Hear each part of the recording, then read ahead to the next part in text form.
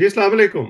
आज मेरे साथ जी, मौजूद है राय वालेकुम साकिब सलाम। सदर। राय साहब जो हैं वो एक नौजवान सहाफ़ी हैं, एंकर हैं और इनकी खूबी ये है कि ये स्टूडियो में बैठकर सिर्फ़ ठंडे कमरे से प्रोग्राम नहीं करते, ये अवाम में जाते हैं और जो पल्स है वो जानने की कोशिश करते हैं कि लोग सोच क्या रहे हैं। इसलिए मैंने ये सोचा कि आज इनसे गुफ्तगू की जाए और जानने की कोशिश की जाए कि इनको क्या फ़ीलिंग मिलती है जब ये लोगों से बात करते हैं। तो राय साहब, आपका बहुत-बहुत शुक्रिया कि आपने आज वक़्त दिया। खाने फिर डॉक्टर साहब। तो जैसे मैंने कहा, मुझे आप ये बताएँ सबसे पहले तो जो उस्मान बुज़दार का पंजाब है 3 सालों में आपने वो भी देखा और उससे पहले जो हुकूमत थी मुस्लिम लीग नून की उसकी अब बड़ी बात होती है, बड़े कंपैरिज़न्स होते हैं, वो भी देखा। तो आपको क्या लगता है कि इन 3 सालों में पंजाब की हालत बेहतर हुई है, वैसे की वैसी है या खराब हुई है? डॉक्टर साहब, I would be honest with you, अगर आप इन 3 सालों की बात करें तो उसमें रीज़न्स कुछ और हो सकती हैं, कॉज़ कुछ और हुँ, हो सकती हैं कि एक तो कोविड को गवर्नमेंट ब्लेम करती है कि कोविड आ गया, तो हुँ, हम तरक्कियाती काम नहीं कर सके या हम जो इंफ्रास्ट्रक्चर पहले शहबाज के टेन्योर में बना था, शहबाज शरीफ के टेन्योर में, हम उसको भी कोई एज़ सच मेंटेन नहीं कर पाए। हुँ, तो इन 3 सालों की अगर स्पेसिफिकली बात करें तो तरक्की होना या बेहतर होना तो वो तो इम्पॉसिबल है, जो बना बनाया था, हुँ, बुज़दार गवर्नमेंट वो मैनेज भी नहीं कर सकी।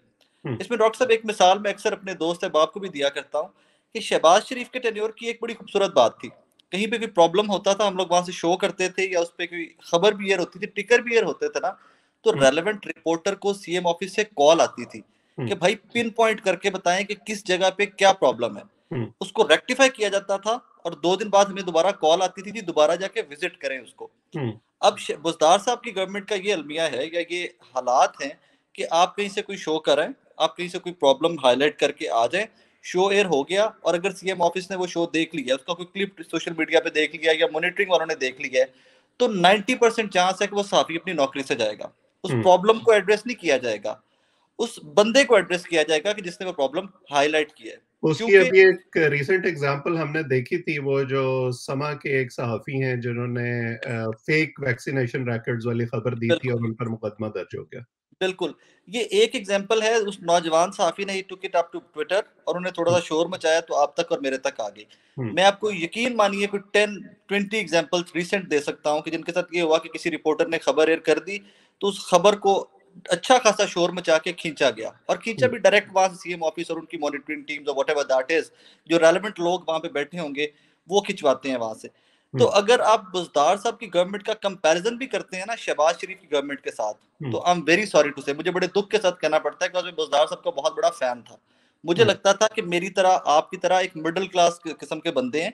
एक आम आदमी के प्रॉब्लम का, उसके दुःख का इनको इदराक होगा। उनको हुँ, आइडिया होगा कि भाई क्या प्रॉब्लम है, इसको कैसे मैंने रेक्टिफ़ाई करना है। लेकिन हुँ, बुज़दार साहब तो कह लीजिए कि एक शरीफ आदमी है, मैं तो उनको कहता हूँ मासूम आदमी है, मेरे पास इनसे बेहतर अल्फ़ाज़ नहीं है बुज़दार साहब के लिए। बड़े मासूम से आदमी हैं। वो शायद एमपीए होते, शायद वो तौंसा के एक हलके को सिर्फ़ उन्होंने देखना होता, तो 2-3 माशाल्लाह उनके भाई हैं, तो हो सकता है फैमिली कुछ उस हलके के लिए कर हुँ। सकती।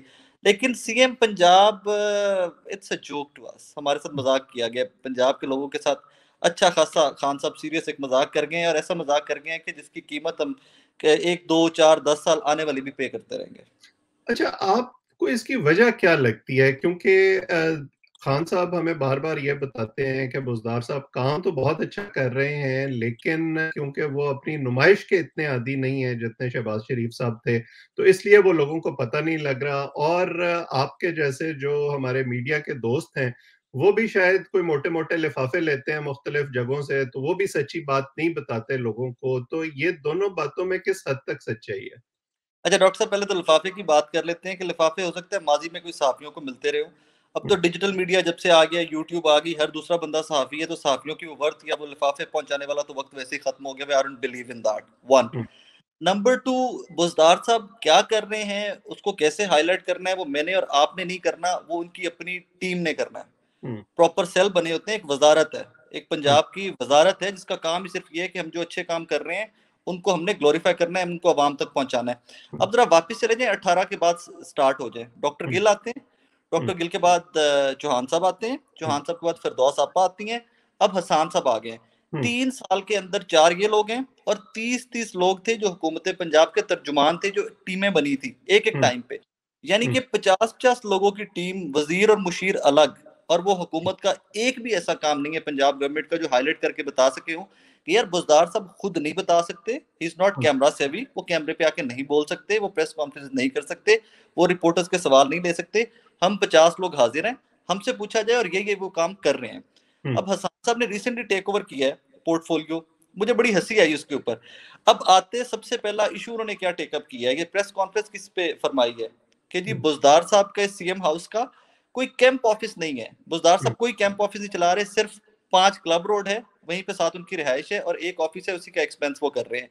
मतलब 3 साल की कारकर्दगी उस्मान बुज़दार साहब की ये है कि एक ऑफिस वहां से बैठ के वो काम कर रहे हैं। उन्होंने कोई भी इस तरह के ऑफिस, जिस तरह शहबाज शरीफ के टाइम में थे कि 5-6 ऑफिस थे और वो गवर्नमेंट के खर्चे पे चलते थे।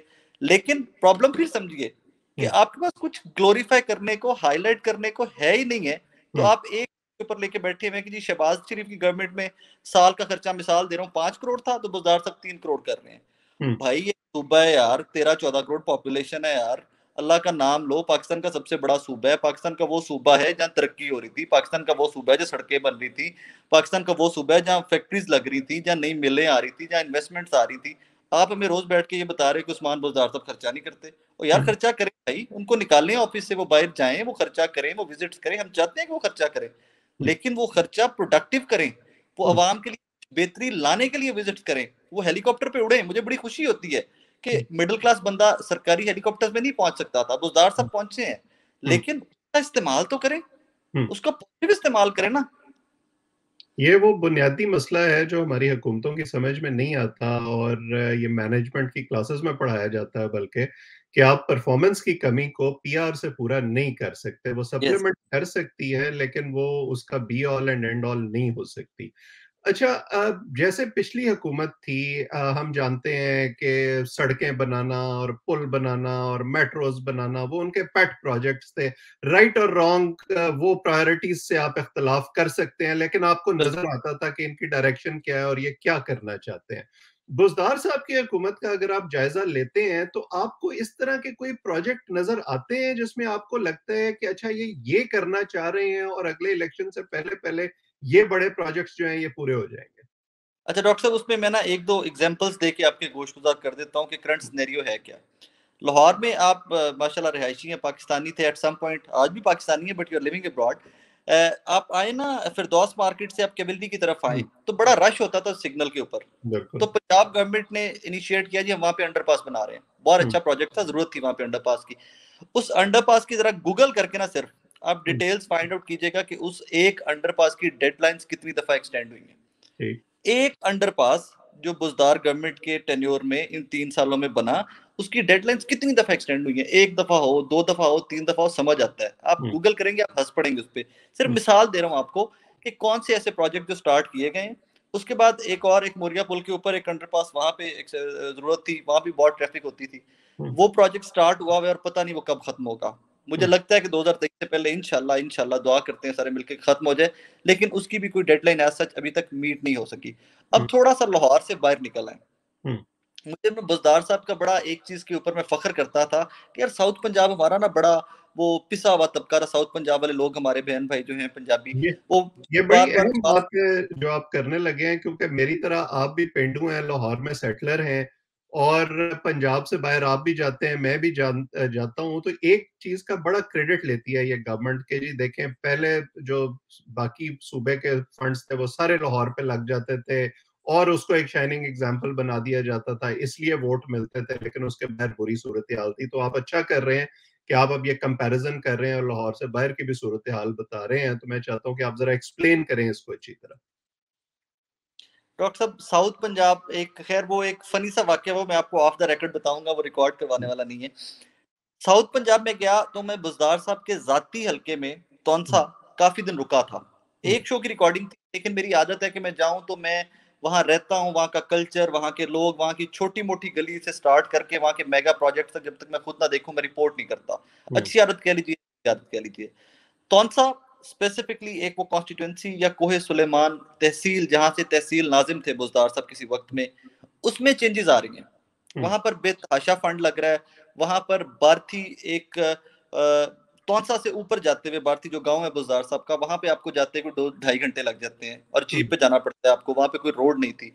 वहां पे स्कूल बन रहे हैं, वहां पंजाब बैंक की ब्रांचेस खुल रही हैं, लेकिन मुझे नहीं समझ आती वो पंजाब बैंक की ब्रांचेस किन के लिए खुल रही हैं, क्योंकि वहां पे एक गांव से दूसरे गांव जाते हुए शायद 4-4 5-5 घंटे लग जाते हैं, और वहां से नीचे आते हुए जिस तरह लोग पहले आते थे पूरा पूरा दिन जाया हो जाता था। तो तौंसा की हद तक साउथ पंजाब बिल्कुल बदल रहा है। तौंसा के साथ बिल्कुल कोट अद्दू आ जाता है, और वहां से एक एमपी हैं अशरफ रिंद साहब, जो बुज़दार साहब और उनके भाइयों के बड़े करीबी दोस्त भी हैं, किसी जमाने में ठेकेदार हुआ करते थे, और रिसेंटली हमने देखा कि डिजिटल मीडिया की बड़ी शान बने रहे, इसीलिए मेरे जहन में रिंद साहब आ गए। अब कोट अद्दू आप डॉक्टर साहब चले जाएं, वहां की कोई गली, वहां की कोई सड़क, वहां का कोई सीवरेज का काम, कोई एक काम मुझे वहां के लोकल्स बता दें। मैं तो वहां पे भी रह के हूं, वहां से भी शो रिकॉर्ड करके आया था, 2 दिन कोट अद्दू में भी रुका था। मुझे एज सच कोई भी इंफ्रास्ट्रक्चर का प्रोजेक्ट वहां पे नजर नहीं आया। एक चीज जरूर नजर आई कि जी हमारा एमपी बड़ा पावरफुल है, उस्मान बुज़दार का राइट हैंड है, साथ वाले हल्के से एमपी है और करीबी दोस्त है। अब साउथ पंजाब ये बदला है। थोड़ा सा उससे आगे आगे आ जाता है मुल्तान। मुल्तान में शाह महमूद कुरैशी साहब बैठे हुए हैं, वहां पर आमिर डोगरा साहब बैठे हुए हैं, वहां पर बिग गन्स बैठी हुई हैं, हमारे मरकज की बिग गन्स बैठी हुई हैं, वहां पर काम हो, वहां पर सड़कें भी बन रही हैं, वहां पे छोटी मोटी गलियां नालियां, जो एक बेसिक इंफ्रास्ट्रक्चर है हमारे देहातों का, वो भी डेवलप हो रहा है। सो अगर मैं ये बोलूं कि जी साउथ में काम नहीं हो रहा तो ज्यादती होगी। साउथ में डेफिनेटली बजट जा रहा है, लेकिन जिस स्पीड से उसको ग्लोरीफाई किया जाना चाहिए था, वन ये वो वैसे नहीं कर सके, या नंबर टू जितना बजट जाना चाहिए था, क्योंकि अभी साउथ पंजाब को अलग सूबा बनाना एंड एवरीथिंग वो बहस एक साइड पे चल रही है, तो शायद उस हिसाब से बजट एलोकेशन उतनी नहीं हुई, उतना पैसा नहीं लग रहा जितना लगना चाहिए था। लेकिन पहली गवर्नमेंट से ये गवर्नमेंट कुछ ना कुछ साउथ पंजाब के लिए डेफिनेटली कर रही है। ओके, चले ये तो अच्छी बात है, खुशकन है, और देखते हैं कि उस इलेक्शन में उनको इसका क्या बेनिफिट मिलता है।